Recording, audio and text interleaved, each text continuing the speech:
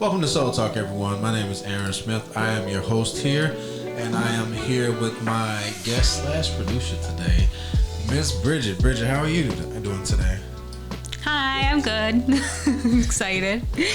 Thank you. You are officially my second guest on the show, and so in traditional fashion, I'm going to start the day off by exploring what the energy of the day is. And so it's Friday, right? Everybody's looking forward to Friday. And so it's 9/12/2025, and so 9, again, it's the ninth month. We're tying up loose ends, closing out old cycles and chapters and karmic things in our lives that, the lessons that we had to learn to overcome to get to this point and move forward into these new beginnings, right? And so let's do the math on that.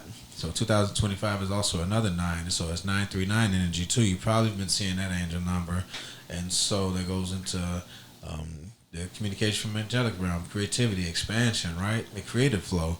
And so let's put it together. 99 is 18 plus 3. What's that? 21. Going back to 3. Very creative energy, and it's also the archetype of the Empress. So very abundant energy too, Venetian type energy. And so that's a very good vibe for today. And so how has your day been, Bridget? I've had a good day so far. I've been hanging out with you, and you gave me some smoothies. Thank you. It was good. Absolutely, you're welcome. Told you my day started a little funny. My dog found a groundhog in the yard. Yeah. So had me alert right off the bat. A pleasant surprise, huh? Yeah. All right, so now we're going to get into the questions that I have. I've outlined this to kind of give more insight into the guests, into my world as well. And with the opening questions, I'll say, can you take us back to the beginning, or where would you say your spiritual journey truly began? I think dreams are, a big one. From a young age, I had pretty vivid dreams, and I remember the two that I thought of right off the bat with that was that there was a dream I had where there were these 3 witches chasing me, but then in this similar time frame, I had this dream that they were I was lost, and these 3 really sweet older women found me and were helping me and giving me fruit and stuff. But nice. Those dreams were so vivid, and they've always stuck with me. And then as I got older, I learned about how a lot of goddesses and a lot of female archetypes have this triplicity of different parts of them, the maiden, the crone, all this, I don't know. Yeah, the mother, the nurturer. Yeah. So that stood out to me because those dreams happened so young, and how connected to them I felt. But actually, when you were talking about angel numbers, I thought about too, in middle school is when I started noticing those things. I remember I used to look at the clock every day at 5:44, and then it started at 4:44. I started seeing all the time, and that's kind of what introduced me to that, because I would look it up and read about it, and I always found it really interesting, because it was without it, I even sometimes woke up at 4:44 a.m. Yes. And yeah, so it stuck with me, So the 4s is definitely a prominent. Sounds like the 5s and the 4s is definitely prominent to you. Definitely. Well, and when you were just talking about the 3 witches that were chasing you in your dream, and then the 3 that were nurturing you, I feel like those are more shadow aspects. And dreams are a very interesting thing, and so there's multiple meanings behind dreams. And so it could be subconscious things that we haven't processed, or fears. It can be warnings, and what really stood out to me last year. I met a lady when I was in Nebraska, and she was just astonished to meet me. And when I was just telling her about the dream that I had, and she was like, did you know that it's only I forgot the percentage, and don't quote me, I'll have to fact check this. Yeah. I think she said it's only 10% of the population that actually dreams. Really? And, yeah, and so it's to come across a person like that that don't have dreams was really just mind-blowing to me when I've, it's been some aspect of me, in my life. Wow. All of my life, but, it really is more tied to our clairvoyant ability, yeah. spiritual gift. And so that's another way that the angelic realm communicates with us, through dreams. And interpreting the dreams can also help you get more insight into what's going on into your life at that moment too. Totally. I love dream interpretation. I've always found it really interesting. I used to almost go with part of what drew me to psychology, because I was this is a way of figuring it out. I see it more spiritually now than a science. But I've always had vivid dreams, and I was telling you yesterday too that even my dreams have like changed my opinions of people, or Absolutely. like, because I've been right. Like my dream has been right before, and like more often than like not. And I think it's a lot of times I don't always listen to like my gut instincts, and my dream then is like, listen up. Yeah, so it's that wake up call. It's your intuitive, your intuition, showing you in your dream what you're missing in your waking state. And, it's a process, honestly, living between the realms, right, of the spiritual and the physical, because honestly, there is no separation, but the veil is the separation. And so the veil is really like, it's many levels to it, right? Because our ego can play a part in veiling the truth from us, from what our intuition is really trying to show us, right? But Yeah. our own disbelief plays a part in it too. And I believe that is more so that comes up from a lot of our upbringing and the way that we were, introduced into like our relationship to God through different religious practices and stuff like that. And so those are some of the things that we have to like, start to revisit, and along this journey. But even in the Bible, it talks about like how people were able to interpret dreams and things of that nature, like Yeah. Joseph. Okay, and so let's move on to the next questions. And I like that. Also, I almost forgot. And so it's like 3 shadow aspects as well, especially since it was the number 3. It ties back into that Empress energy as well, being abundant. But it's the 3 shadow aspects of maybe a feminine pattern or womb that has come through the lineage, and then the 3 nurturers were the other side of it, and it's kind of like both sides like kind of working together to get you to like identify and heal whatever the pattern is. Yeah. I'm going to have to go into that more on my own, figure out what those were. Trust me, all things will be revealed in the proper timing, and in your soul timing. Your soul will never reveal anything to you that you're not ready for. And so, what beliefs or ideas did you grow up with, and how have they evolved at this point? So I was introduced to God through like Catholicism. My family's Catholic, and I loved God right off the bat. I felt really connected to God from a young age. I remember like we had a plum tree in my backyard. I would just like sit in sometimes and like talk to God. That's one of my most vivid childhood memories. Nice. But we had like part of like the Catholic religion is saints, and I loved the saints and like learning about saints. And so I still do. Saint Francis of Assisi is my favorite saint. He is kind of mystical, and he like loves animals, and that drew me to him. But I think that my belief has like evolved a lot. Like God is a lot more like loving in my view than sometimes Catholicism can paint him as. I don't really believe in like the traditional like heaven and hell in that like biblical sense. I see more like, I think there is like more beyond this and stuff, but I don't believe in a God that like wants to see you burn for eternity at all. And I believe a lot more just like there's more than just God. I think God is like, there's a creator, there's a source. And I choose to call him God. What you call him is fine.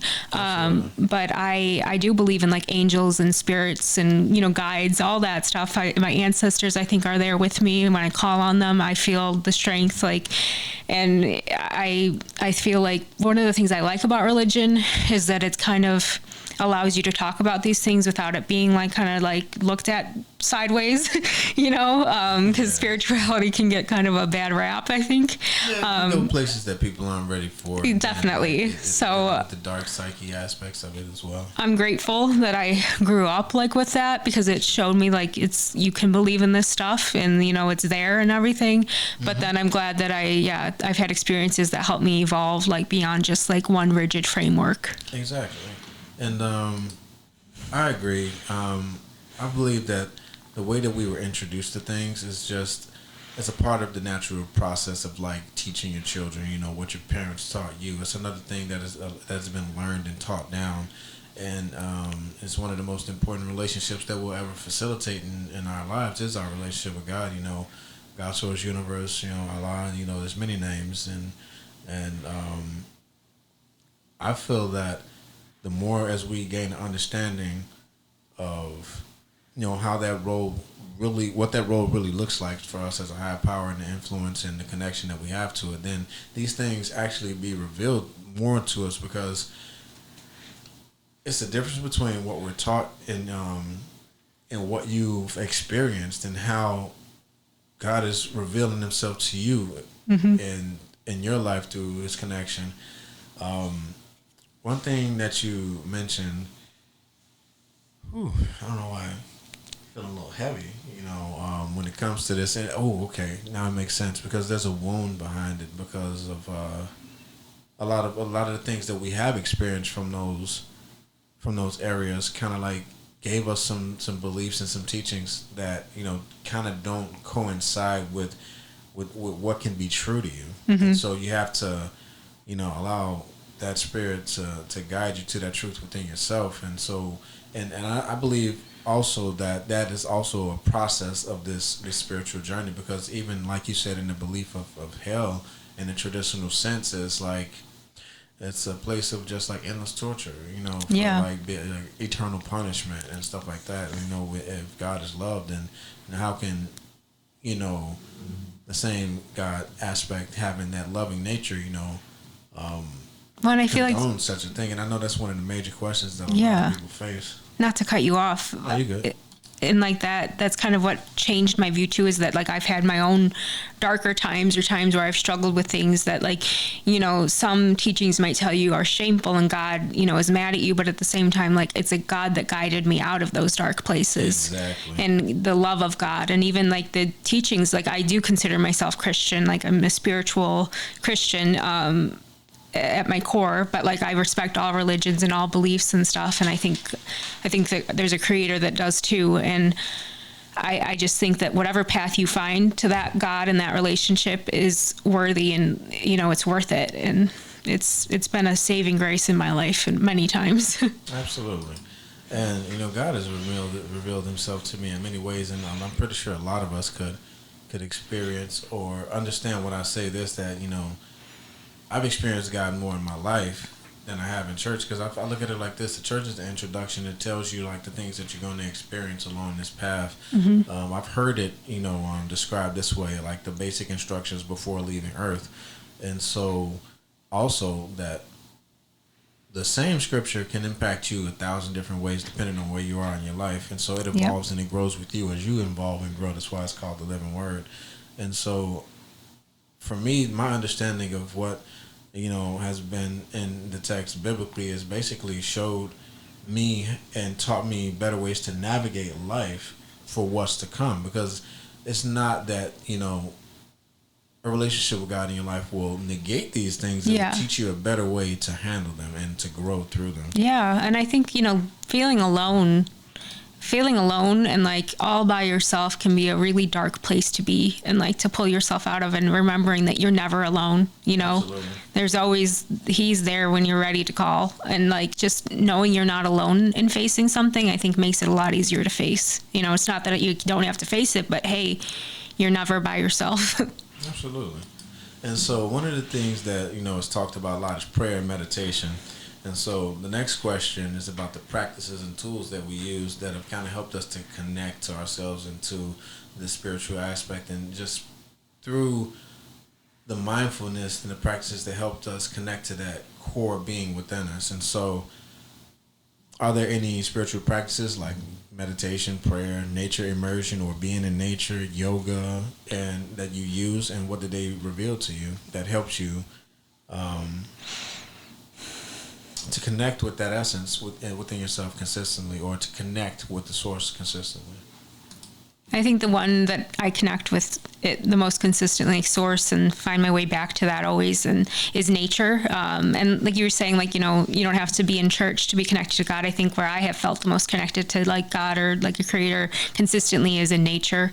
And like, it just like kind of regrounding back into like what it is to be a human actually, and not just like a part of like, all these tasks you have to be doing and all this stuff. It's like, I think art is like God, or nature's like God's art. And just to go back in and like connect with it and like observe it and be a part of it. And remember, like, I'm not separate from this. I'm actually a part of this. Like, this is where I'm supposed to be.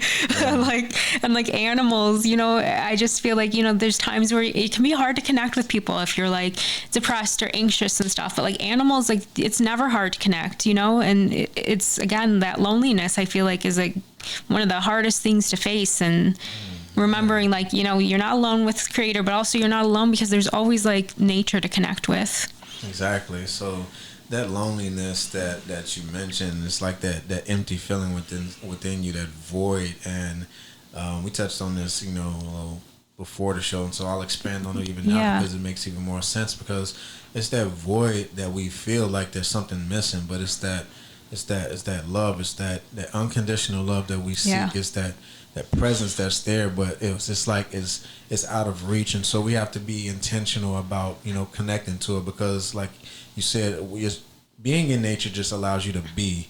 And we're so programmed and ingrained into doing, you know, especially with the economy and life, and, you know, keeping things in order and all the responsibilities. All those big words. Yeah, we get so caught up and lost in our schedules that we just forget to set time aside for ourselves, for us to be. One of the things that I ask people, you know, more so, and it catches some people off guard because this is not their regular frame of thought, right? Mm-hmm. And so I'll say something like, How do you set time, or have you set time aside for yourself today, or what does that look like for you? And most people will be like, well, I don't have the time. I have this schedule. I got to do this. I wake up at this time, and it's just go. Mm-hmm. And those times where we allow ourselves to connect with nature, really, 1, 2, 3, as I say this, is connecting back to God's nature. And when I say 1, 2, 3, because not only is that the time, but it's like keeping it simple, A, B, C, 1, 2, 3. And, you know, that it also, what I was just getting, it's connecting to the elements as well, you know, with our signs. You know, we have the zodiacs, right, and astrology, but every sign represents an element. You know, mm-hmm. I'm Aquarius sun, which is air. You know, you have Virgo, Taurus, Capricorn, that is earth. And so it is also connecting with our signs from whatever archetype that we have going on in that way as well. Definitely. Do you agree with that? Yeah. Okay. This is another one that was pretty good. And what role does stillness or solitude play in your life? It plays a big role. I think he told you that. It's kind of how I ground and like regroup and, I don't know, like get back in touch with myself. I am someone that needs a lot of alone time, or I don't know if it's a lot. I don't know if that's kind of a judgment, but I need alone time. I need a decent amount. I get kind of overwhelmed and like overstimulated when I'm doing a lot, and like going out and like, you know, I think I absorb a lot, and like the alone time kind of lets me like decompress and sort through what's mine, what is just fleeting, what do I actually need to give energy to, and even just get back in touch with like that feeling of like, you know, I'm more than just what I do each day. I'm, you know, like, what do I need? And two, when I'm alone, I have a hard time creating around people, and like creativity is a big part of my life and my regulating myself and being a part of like everything. It's just how I've always coped with things, is like writing or creating different things. And even like things like dancing, I think are like, you know, creating and like connecting. And that's a huge like tool for me too, but a lot of these things I like to do on my own for some reason. Oh, absolutely. Yeah. So alone time kind of helps me stay grounded and like stay in touch with myself and like God, honestly. I agree. And it's in that stillness that we find that, right? It says, be still and know that I am God. And so what does that even look like? And so in meditation, like when you're being still, it's like a lot of things, like even time is created because we're moving. Mm-hmm. And so it's like stepping into that void, that nothing, especially when you close your eyes. And so that honestly was like one of the biggest processes for me, you know. And so would you call yourself a bit of an introvert then, or? Oh yeah. Yeah. Yes, I'm an introvert. I think sometimes people that are close to me have picked up on that, like every now and then even I'll be like tap out like in the middle of like a social interaction, like, you know, I'll have been doing so much and then like halfway through like a hangout, all of a sudden I'm like, I can't anymore, like my brain has just like turned off and gone blank. Like I need to go lay and like listen to music and stare at a wall for a few hours. Absolutely. And then that's also like receiving mode, right? And so internally that's like it's not alike. It actually is. It's balancing our polarities of our masculine and our feminine energy. Where our masculine energy we're doing, we're creating, but then when we're resting, we're receiving, we're recharging, we're giving our body the space that it needs to process. And I'm an introverted extrovert, so that balance looks a little different, because one minute, like you said, you can be all social and into it, and the next you just gotta go. Yeah. And it's like, appreciate everyone that understands. Yeah, so it's not personal. Yeah, that me time is important. Yeah. And so, have you worked with any mentors, guides, or spiritual teachers, and what did they reveal to you? Oh, yeah. So we touched on this a little bit. I mean, a lot of them are saying that, like, are people like that I've read and stuff, like Carl Jung and different poets and stuff. But I really do think that, like, everyone that comes into our life is a guide, and, like, teaches us stuff, and we teach each other, and, like, we kind of help each other, like, level up or work through different, like, lessons that we've maybe gotten stuck on, or that, we need to be introduced to. Yeah. I think that, like, if you have the right, mindset, everyone and anyone you encounter is a guide or a mentor in some way. Absolutely. What about you? I agree. I agree with that 100%, because what I've learned recently is that every connection, every relationship, there is an assignment there. We're something that we're to learn from that person, and it's something that they're teaching us, and so that also is that infinity link of giving and receiving, reciprocity, and it comes in many forms. And for myself personally, my faith, the foundation of my faith is I was raised Pentecostal and then non-denominational Christian, and so I learned the Bible first. Yeah. And that was from 16, until basically now. But before then, as a kid, it was just going to church because I had to. Mm-hmm. But when I actually started to cultivate a relationship with myself, that is the foundation of it. But I've expanded from that because of the experiences that I've had in life. And, not that, I wasn't receiving, what I needed, but, I just had experiences that wasn't going along with what I was being taught. Yeah. And, and so... That's always a tough thing to navigate. Yeah, for sure. And so teachers that has helped me with these type of things is like Muji. He teaches from the Krishna consciousness of the Bhagavad Gita. And then I have Dr. Wayne Dyer. He was a teacher that... Yeah, I've heard of him. Yeah, he speaks on the Tao Te Ching a lot with Lao Tzu. And, that teaching really helped me to connect, more so to an aspect of God that is not, it wasn't familiar to me, but it resonated with me on an inner level. And so, and then, working with guys from different cultures kind of like introduced me into like I started to get into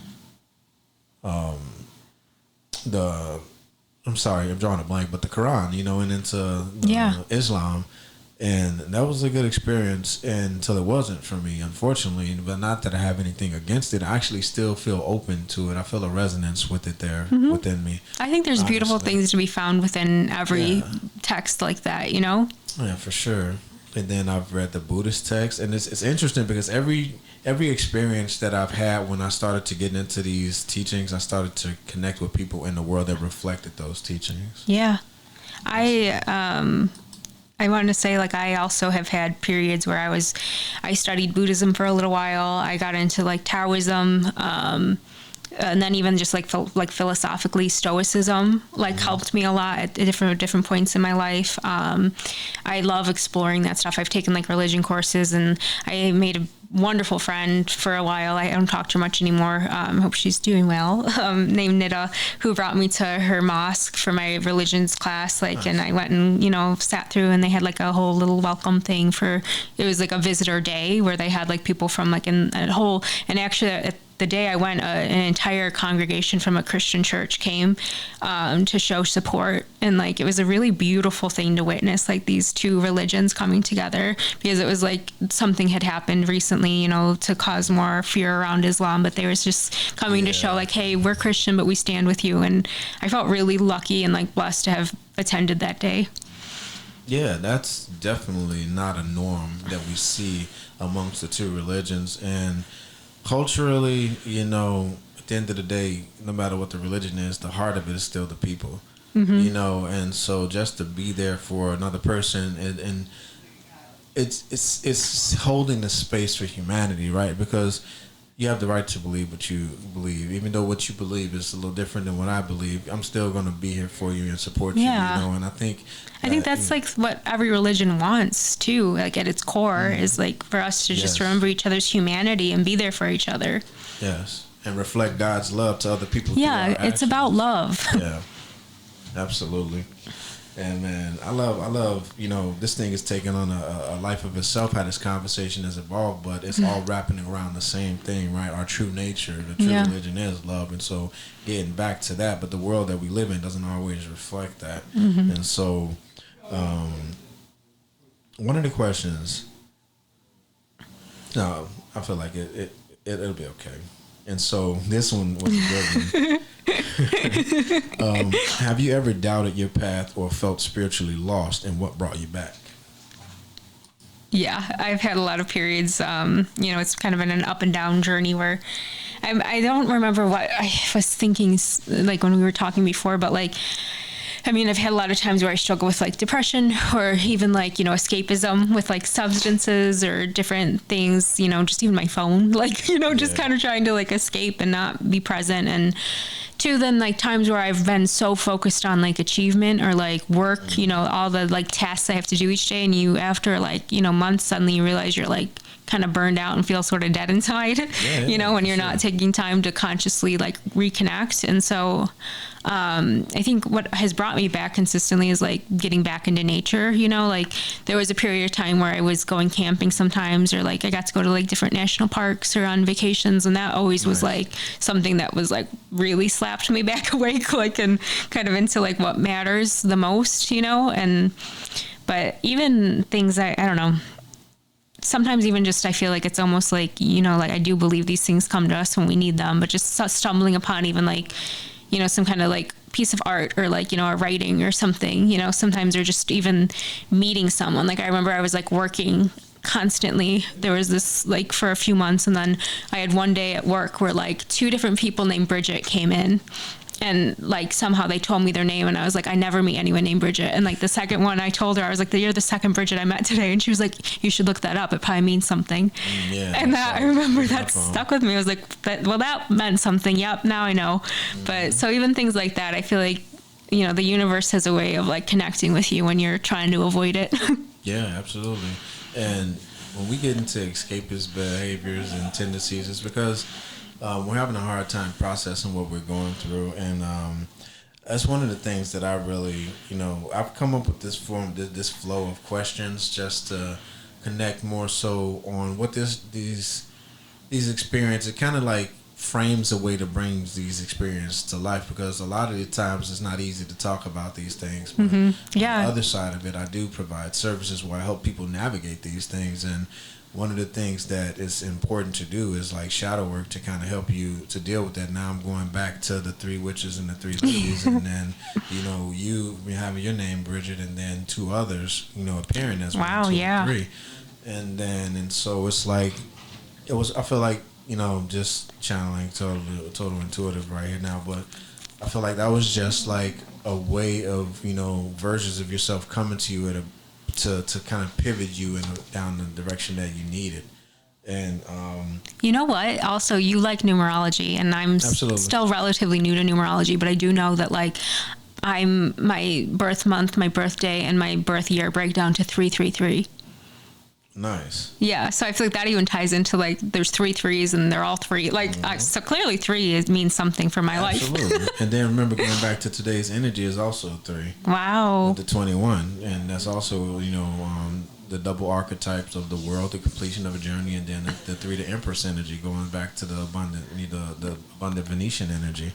And numerology is something that since it's made itself. Since it's presented itself to me in life, is one of those things that's a daily part of my life. And so, because the universe communicates in numbers. If at the end of the day, everybody knows that there's a binary code of 1 and 0s, even down to the computers that we use. Yep. And so it gives us a deeper dive into like under the surface things that we're so used to seeing, and so we live by faith, right? Not by sight, but what does that actually look like? And that goes beyond the surface level of things. And so we have such a linear perspective here in the 3D world that we live in, that sometimes we forget that internal world and that internal connection and that higher power that is here always with us. And I feel like a part of that is being lost in the material world and disconnected from your spiritual self and from the God source, within us. And that's just available. And stillness, reconnecting to nature, all of these things point us back to that truth that cannot be removed. Mm-hmm. There's something else that you're going to say, but I'm kind of losing it. But I'm really enjoying this conversation. Me too.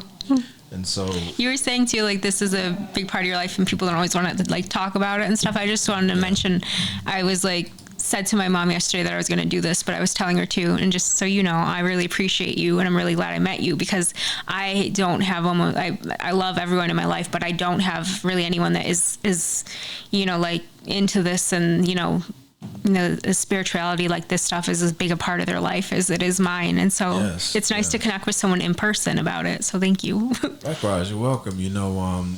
This is another community, and it does get lonely on this path, because as you expand your conscious level of awareness and you start to gain the understanding of how interconnected everything is, right? To the average person, that's something that's like, you're speaking, it's like the difference between Charlie Brown and his friends, understanding them, and then the parents coming in, and now it's wah, wah, wah, wah, wah. They're saying something, you just have no idea what they're talking about, speaking literally in another frequency. And so I appreciate you just as much, because for so much of this path that's been revealed to me, like you said, the 333, that's very significant to me as well. I'm a life path 9, and so that's a 279, and so that's also the 333 energy, which is connected to the 369 amplification of it. And so that's the number of the spiritual teacher. And so it's just literally a part of my path. And so being kept away from Chicago, how my journey happened the last couple of years, and now being here, I've reconnected to so many people that are on this path that literally like were loners or were lonely, because you can be lonely in a room full of people because you just don't see things the same way. Yep. And one of the questions that we didn't get to it, but I'm kind of touching on it right now, was when would you say was the beginning of your spiritual awakening? But there's many that we have in lives, even like something as simple as like going from when we turn 7, that's like the first version of a spiritual awakening between the ages of 7 and 8, where we come into the world, all subconscious programming, where it's just a sponge. We're absorbing our environment. We're learning what life is through the people, through the places that we go through, the churches, the schools, the familial connections, the friends, the neighborhood. We're taking in all this energy. Then the analytical mind kicks in at age 7 or 8. Now we're running the program, right? And then you go from being a child to adolescent, toddler to a child, right? And that's another form of awakening. Child to adolescent, now you're hitting puberty. That's another awakening to where your body's changing, and biology and chemistry is happening. You got the hormone range, and literally go through growth spurts. Everything starts to change. Women get there, they start to form their figure. Men, our voice start to crack. And our voice starts to get deeper. We get facial hair through puberty. And even taking it on the other side of like now. The preteen aspect where that's happening, now you're going into high school, another social aspect that we're going through. All of these things, it's like different levels of like spiritual awakenings, because there's no separation.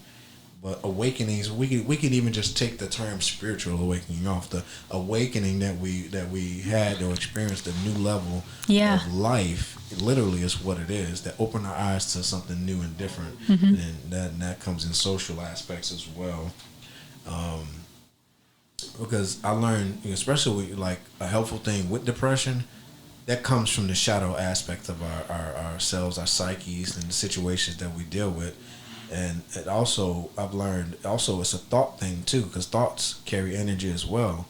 And so if you're in a place where you're feeling sad and you're dealing with negative thoughts, it only takes 17 seconds for that thought to build momentum, and then another thought that's like it will be added to it. And so if you continue this process for 15 minutes, that's when depression sets in. And so you don't know that until you know it, because I wasn't aware of that until I learned it. But this is something that I've learned that can be passed on, that can help people kind of like navigate that when they get into that funk. Well, kind of how, like I was saying, everyone can be guides and teachers and stuff. Like one of my someone that I dated for a while in my early 20s, like very early. We didn't date that long, but he's like the person that taught me about mindfulness and impermanence and all these words. Like I had learned different things, but I hadn't been introduced to any of that kind of stuff yet. And it was a huge like game changer for some of those types of like ways of thinking. Like I didn't even realize always like how much my mind was running until I started like reading about mindfulness and like how to like cultivate more mindfulness. And so like that's someone that like whenever I think of them, I just feel so much gratitude, because I'm like, you helped change my life. Literally. Yeah. That was his assignment with you. Yeah. Good or bad, or what we perceive to be bad. I mean, I'm not gonna. We were together like a year maybe or something, but it was, I think we both got a lot out of it. I've never both seen it as a positive thing. That's a good thing. It's not always about what you walk away from, but it's about what you walk away with. Yeah, I think we just outgrew each other. Yeah, I mean, because that's the thing, right? As an alignment right there that brings you together, then you grow and change, and sometimes it's not always together. Yep. And this is a newer perspective for me regarding relationships, because, I feel like we've been lied to and taught wrong about relationships. Yeah. Right? And so we're taught that this is supposed to last forever, but the very hard. The truth of the reality is a very real chance that this thing could end, and so we're going into it with a different mindset. Yeah, more of a possessive your mind, and this is a forever thing versus going into it for the experience, appreciating the person. I feel like if people went into relationships with more of a mindset of the reality that this could really that this could really last forever, but there's a very real chance that this thing could not last forever. Yeah. At least this is my new approach. It teaches me to value the person, right? To value the time, to appreciate and be more mindful of how the choices and the decisions that I'm making and how they would affect that person. It just gives you more of a solid foundation of how to navigate things if your perspective is right. 100%. I'm working on that myself, because like that relationship ended that way, but then the one after that, we were together quite a while, and I thought it was, so it was messier then, because that attachment, that like possessiveness comes in, and so like trying to get back into that, like, I've had like a long break now from dating, and as I'm like putting my feet back in that water, trying to maintain that mindset you just talked about.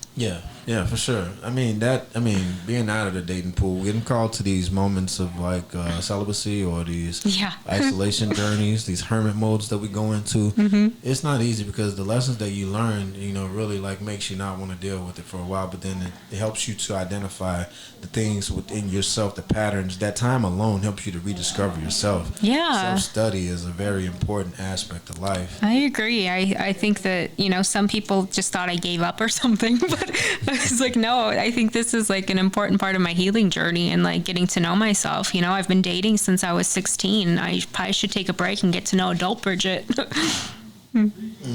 Yeah, because, going back to the question, these are some of the things that will bring that doubt, into our paths, and is we're on the right track, and am I meant to be with this person? Am I meant to experience love? A lot of questions can come from some of these experiences.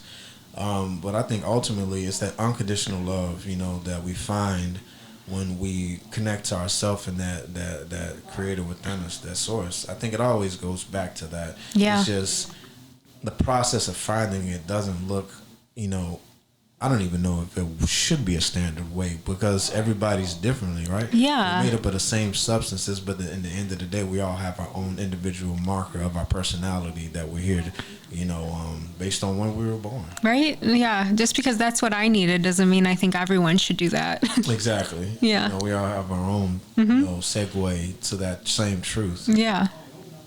Okay, and so this is more so about current understandings and revelations. Excuse me. Uh, we talked about, the question, has your concept of God, source, or universe changed over time? And I think we touched on that a little bit. You want to go into that one? Yeah. Wait, did we already do this one? I feel like we touched on it. Yeah, because it's just evolved to a lot more of a expansive and like loving thing than anything else. So, what are you currently learning or unlearning in this season of your journey? Man, I think that like, but I don't even remember what I was thinking with this one originally. But I think that like one of the main things that I'm unlearning is a lot of like shame stuff, stuff around shame. Like I feel like I've like faced that before, but there's always like new layers to it and levels to it, it seems, sure. and like as I go like deeper into the spiritual journey, sometimes there's like this voice, that I hear that I'm like recognizing as like a voice of shame and like just like whatever, your inner critic.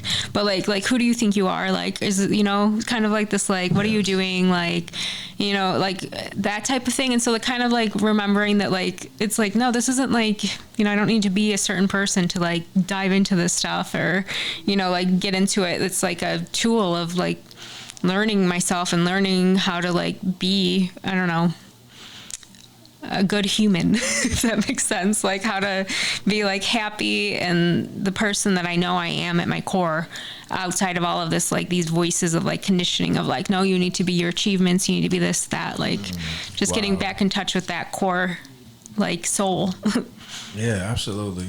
And you just reminded me of a few things when you were just touching on that. When you mentioned the shame, it brought me back to, we were talking about Inside Out 2 when Riley, Yeah. Was dealing with anxiety. And then the core belief of that anxiety was that she wasn't good enough. Yep. And then it came out in all of the chaos and the drama that the anxiety, created, trying to keep everything under control and looking perfect when the whole time she's having an internal meltdown. Yep. And we talked about it, that's so much of my life experience. Because, I mean, going through these different phases and changes in our life, no one has an instruction manual for it. Mm-hmm. And so, on the surface, you look calm and ready, but, underneath there's a whole earthquake happening. You're just trying to hold things together as you're going through different, life, situations, learning people, different relationships, Totally. friendships. And I feel like the social experience is just a whole nother thing within itself that,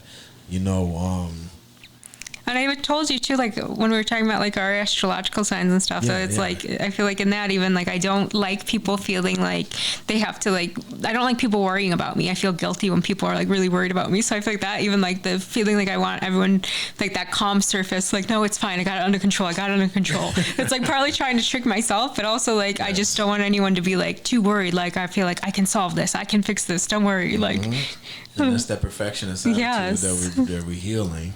And so I like to say that I'm a recovering perfectionist. Yeah. It's so because trying to have that that having that mentality that it has to be perfect will keep you from doing a lot of things. It'll keep you in a state of doubt in yourself, and it'll keep you from having the full expression of your confidence in things that Yeah. because there's always that room full of doubt. Well, and like with Inside Out too, I love that movie so much. Like we were talking about it, but I also like, I feel like I related so much to like Joy in that movie too, like that Yes. part, that side of me, like how she just like sends off any bad thought or feeling, like she just like launches it away. Like, and I'm like, I feel like my inner Joy does the same thing, and then my anxiety like has to like take it over too.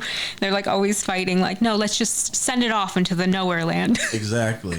And that was the first movie that I ever like took notes on as I watched. And Yeah. one of the things that I realized, especially like when those new emotions showed up, it's like the adulting process where the joy and the fun things, the way that we stay connected to that youthfulness within us, our inner child, it's like we're told, and now when things change, that these are no longer. Big fan of inner child work, by the way. Huh? Big fan of inner child work, by the way. Absolutely. Huge part of my life. Yes. Yeah. Man, look, if your inner child's happy, you're more liberated, you're more fun going, and that's like the Aquarian vibe anyway. And so it's like, Yeah.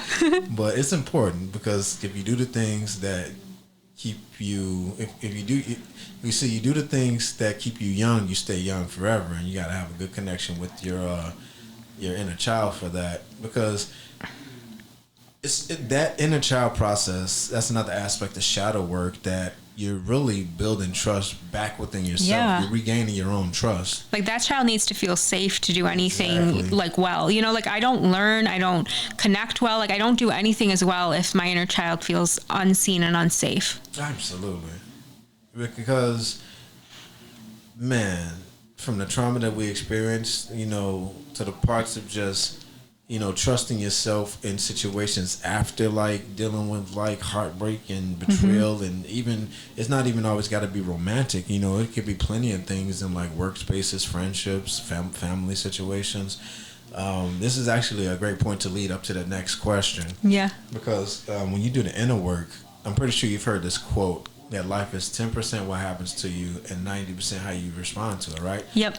But it's originally how you react to it. And even on where I'm at right now with emotional intelligence, if I hear somebody saying they're reacting, now I'm thinking, okay, you've been triggered, and so there's still something to heal. Yeah. Versus responding, where now you tell me how you're feeling. You say, if you come to me, you're yelling and you're mad about something that I did, and immediately what society has taught us and what a lot of us are conditioned to do is when somebody yell at us, we're gonna match that energy and yell back.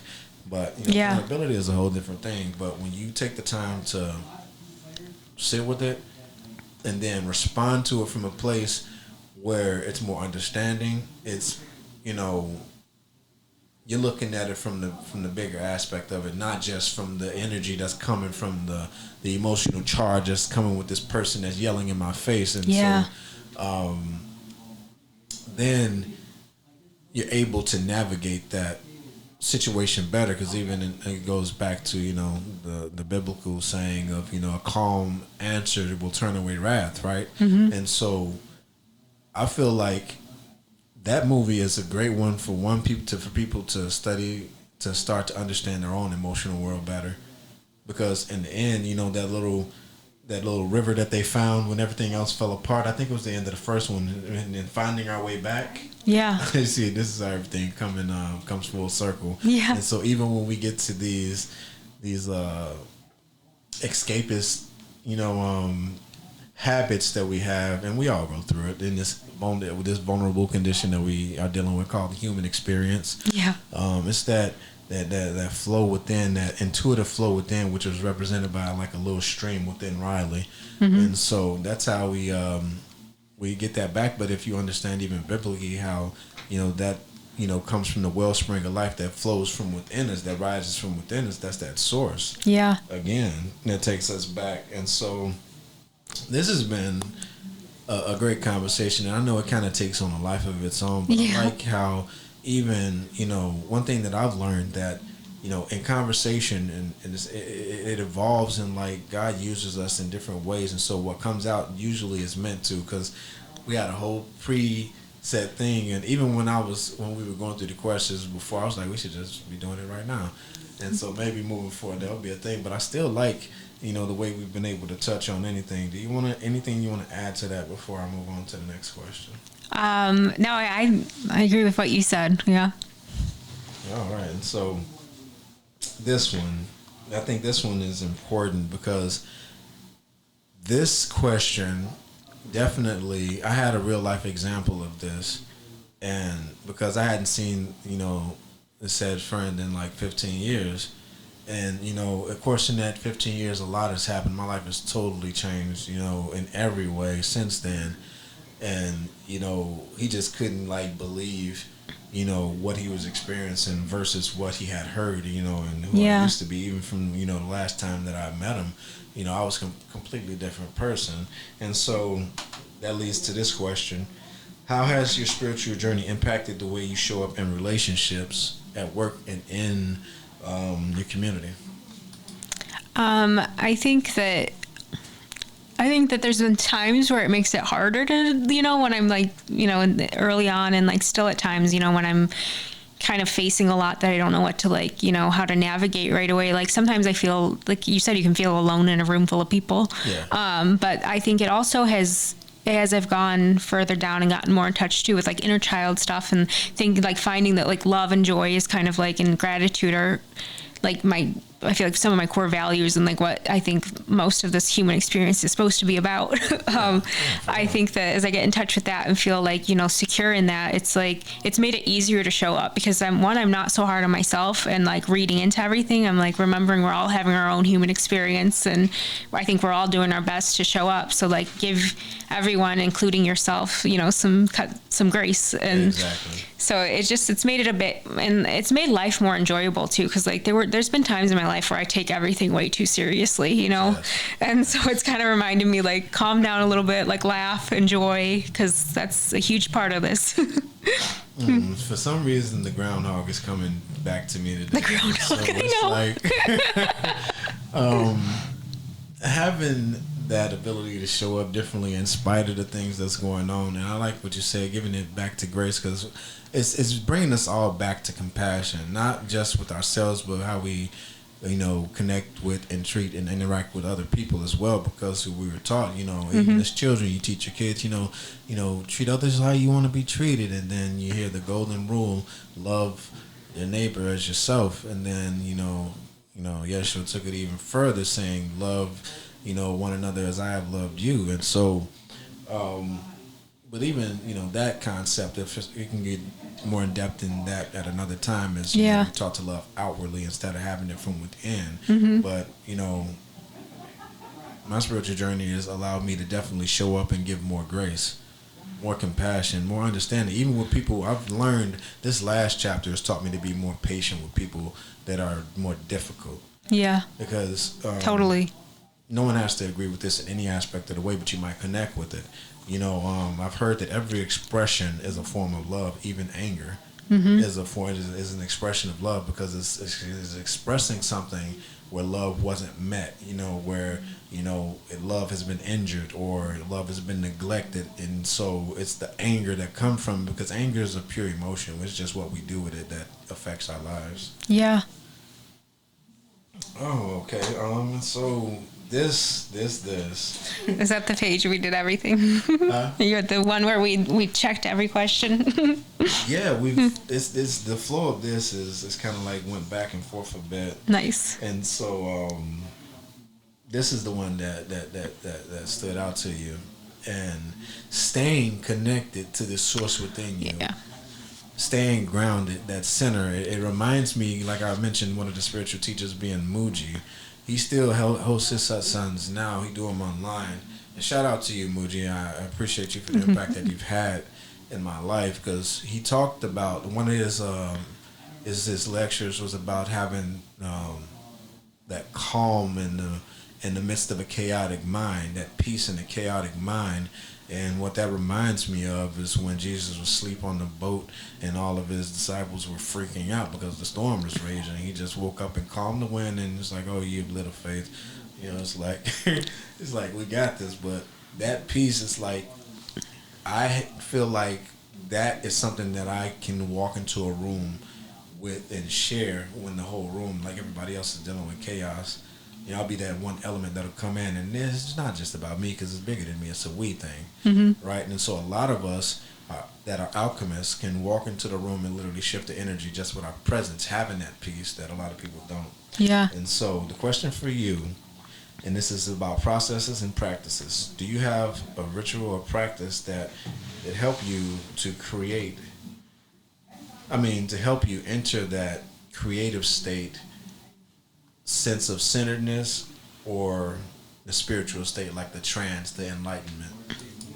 Yeah, so that's definitely one I'm still like working on and figuring out what works for me, because I used to feel kind of like helpless in that area, like I didn't think that I had any control over it, and then as I've like learned more and like start even building confidence, like that I'm not just like this like that we have some, we have agency and stuff, and that like, it's not just something we have to wait for always. But I think that one of the like consistent tools that I've always had that kind of like can pull me into that, or even just like connect me back with like, that creativity or feeling and stuff, is music. I mean, music's a huge part of my life. Like most genres, it's just whatever's speaking to me in that moment. Sure. And then like dancing is something, like I dance a lot by myself, like, or I go through periods of not dancing as much, but it's since I was a little girl, I've like, danced in my room and stuff like, but it's like, it's one of those things that it's like, it's a primal instinct. I think like, you think of like cavemen dancing around fire and stuff. Yeah. Like, I think that it's something that keeps us in touch with like that part of ourselves, like that humanness. And like, I feel like it can almost be like transcendent. Like I'm not thinking half the time. Like when I get really into it, there's no thought, like I'm just moving and feeling like, like, so that's like been one of those big ones. But it's so funny because like sometimes I even get in my head about it, because there's something that I still am like working through with that. Like when I get into that kind of state of flow and like not really thinking, like afterward it feels good, but also there's, for some reason, it still kind of makes me self-conscious. If I'm approaching something trying to do it, I'm like, oh, I'm trying to do this, I get self-conscious. So that's where I still have a huge hurdle. Okay, I understand that too, because it's like those are actually forms of meditation. Mm-hmm. And so listening to music is a form of meditation. Dancing is a form of meditation. It's also a form of alchemy because you're moving the energy within your body. Mm-hmm. And so you literally can like dance like stress off of you, and you can dance yourself into a better mood. And it also is a way that we connect with our ancestors. They always danced. I liked how you even took it back to the caveman, dancing around the fire, or like, the shamans with their rain dance and the dances that they do, even the cultural dances, like, when they have the ceremony or the cultural ceremonies. I like when like different African cultures, they'll dance, and the indigenous cultures will dance, and then it's like the whole tribe is doing it. So it's like, not only is it one person, now the energy is amplified, and so it's like facilitating, that state of like ecstasy of nothingness. Mm-hmm. And well, like even growing up, my mom always had us like dance and stuff, like so she helped with that. Absolutely. And it also, working the hips is actually one of the best ways to cleanse your sacral. Yeah. And this goes back to that shame that you mentioned, because, shame blocks the sacral energy, which can contribute to our creative flow blocks when we feel stagnant, when we have like writer's block, or you're having a hard time connecting to the inspiration. So dancing is one of those things. For me, walking barefoot on the earth, connecting to water, sitting with candles, soaking up the sun, connecting with the air, giving myself air baths. And people probably thinking like, what is an air bath? Like, excuse me, you go out on a windy day and you just let the air feel the breeze on your skin, flowing through your hair. And if you go back to the elements, right, this is, again, remember how we mentioned earlier, how like, in the sense of spirituality, everything is connected, especially through the law of oneness. And so the earth represents, our physical body and our health. The water represents our emotional world, right? Mm-hmm. And then the wind, which is connected to the air, is connected to, the thoughts, the words, and the expression of that. And then fire, that's the creative life force, that's the passion, that's the driving force, that's literally like the spark of life. And that manifests in us in different ways. And music has always been therapeutic for me. Yeah. I even have a poem that says, before it was poetry, man, it was music. She never turned her back on me, never abused me. Whenever I was feeling down, she picked me up. When there was nobody around, she always in the tuck. The only therapist that I need, and now I see, she always at my beck and call. She helped me succeed. And so music is one of those things, like, whenever I'm alone, you probably can identify with this. Just pop it on and just make everything as right as rain. Yeah. Definitely. Yeah. That's when I'm alone, there's always music playing almost, I grew up in a family that loves music too. So like music was like one of the main ways we could always bond, like as a family, Yes. so it's been a huge part of my life since like childhood. But As you see that, I see like somebody turning on the room, and then like a whole family getting up and start dancing again. Totally, yeah. There's like one of my favorite pictures. We don't have a ton of pictures together as like adults as a family, like, but there is like from a few Christmases ago, or maybe it may have even been like 10 years ago at this point, honestly. But there's like a picture of my two brothers, my mom and I dancing on Christmas, and yeah, I love that picture because it represents, I think, one of the consistent ways we've ever had of like bonding. Yeah. It is one of those things. It was like moments like that is like where I know that this statement comes from, where it says that the best things in life are free. Because no matter what your bank account looks like, no matter what level of stress or problems you're dealing with, everybody can simply just get up and dance with the people that they love. Yeah. And just make a situation that much better, and build that closeness, that bond, between the people. Totally. Oh man, so I feel like this conversation could go on forever, and I'm really enjoying it. Yeah, me too. So, I know you're not at that point of sharing your art yet. Yeah. This one really just stood out to me. And I think, the next question, I think Phil is answered by that one. It says, how do you stay connected to the inspiration when you're in a creative drought or emotional disconnect? That we just talked about how we can use music as a way, and dancing as a way to move and create that new flow, break that stagnancy out. So what role does vulnerability play in your creative expression? Well, I think I need to be in a vulnerable state to really create something I like, and like feel connected to.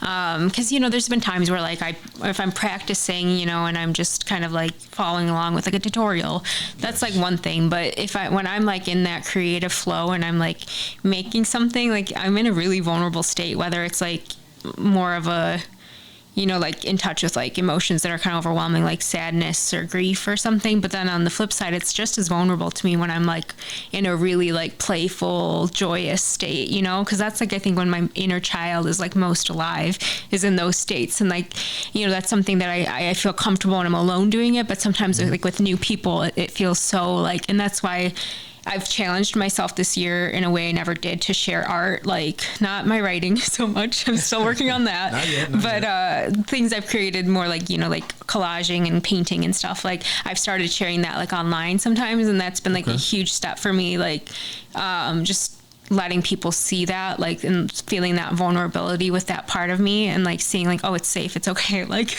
you're allowed to be like that happy and joyous and creative and like share it, and nothing bad's gonna happen. But I think that vulnerability, learning how to be vulnerable, like with more than just myself, is a huge part, I think, of my journey. Absolutely. You mentioned something earlier that I definitely identify with. You said as a kid you used to be afraid of everything, and I definitely get that, especially like when I get into like the aspects of when I was 3, when I start seeing into the spiritual realm. But oh my God, I'm sorry, just totally drawing a blank.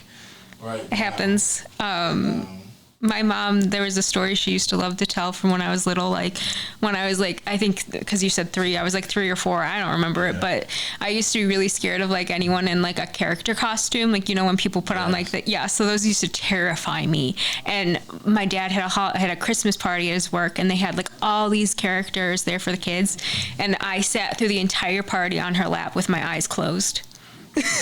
And so I feel like that sums up so much of who I am, and unlearning like that avoidance, and that like if I don't see it, it's not there, like just like being so scared of things. And like how I said, like that, like Joy, how she like launches away the bad things and stuff, it's like learning how to like not hide from something and not be so overwhelmed and terrified that like I have a panic attack, how to like actually navigate anything that scares me. Yes, dealing with it in a healthy way. Let's take a quick break real quick, and then we'll come back and wrap things up. All right.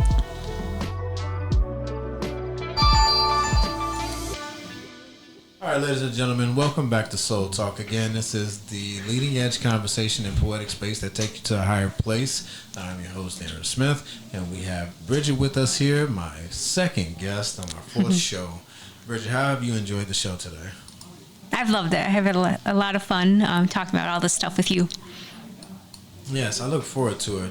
These conversations are just meant to help there be more understanding, to bridge the gap to help people to get a bit into the minds of the people that have had a little bit of a different path than them. But at the end, all things will be revealed to people in their due time. And at the end of the day, ultimately, I think it just all points us back to the same thing, which is love and the higher power that governs our life. The titles that we put on it really isn't important. It's the essence in having that connection and relationship.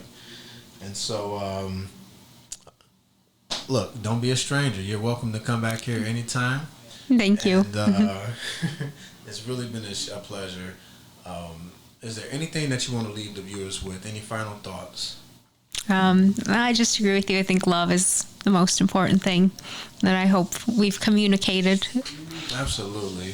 And in the process of finding that love within ourselves, acknowledging where it comes from, and then, expressing it back to other people in our lives. That's honestly how I believe that we change the world, by how we change the way we interact with each other. And the true essence of that is ultimately leading us back to love and compassion. So let's move forward and have a great day. Let's create. Let's take advantage of this energy. Again, Friday.